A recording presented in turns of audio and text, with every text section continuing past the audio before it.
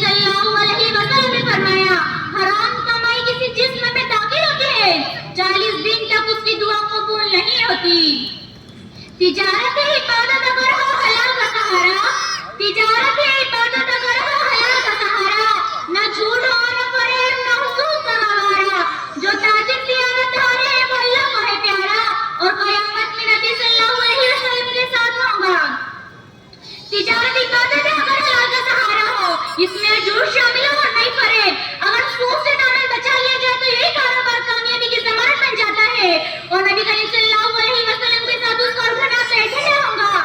اسلام میں چوتھا اصول ہے نرمی اور آسانی کرتے ہیں. نبی کریم صلی اللہ علیہ وسلم دعا دی اللہ اس شخص پر رحم فرمائے جو بیچتے وقت، خریدتے وقت اور مطالبہ کرتے وقت نرمی اختیار کرے.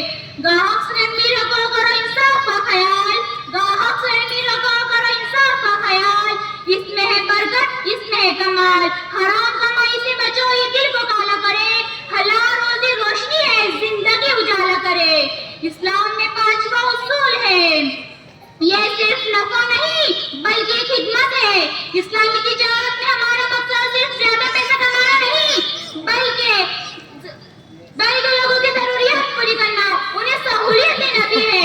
اسی لیے تجارت کو صدقہ جاری قرار دیا گیا ہے جب وہ حلال طریقے سے ہو. میرے عزیزوں، اسلام ہمیں یہ سکھاتا ہے تجارت صرف دنیاوی فائدے کے لیے نہیں بلکہ آخرت کی کامیابی کا ذریعہ بھی بن سکتی ہے. جب ہم اسے سچائی، دیانتداری اور حلال کمائی کو اپنا لیں تو ہماری تجارت بھی عبادت بن جائیں گی. اللہ تعالیٰ ہمیں اپنی تجارت کو اسلامی اصولوں کے مطابق کرنے کی توفیق عطا فرمائے. آمین.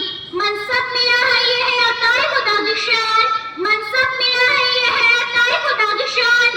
ایسا نہ ہو کہ بھول جائے بندگی کمان. فرصت ملی ہے خدمت خلق خدا کی، اب ایمان کا تقاضا ہے کرنا وفا کی. اب عہدہ ہے امتحان کے غرور کی دلیل، عہدہ ہے امتحان کے غرور کی دلیل. عدل وفات کیجیے ہم منزل کی تکمیل. وآخر دعوانا الحمدللہ رب العالمین. اس کے بعد تشریف لا رہی ہیں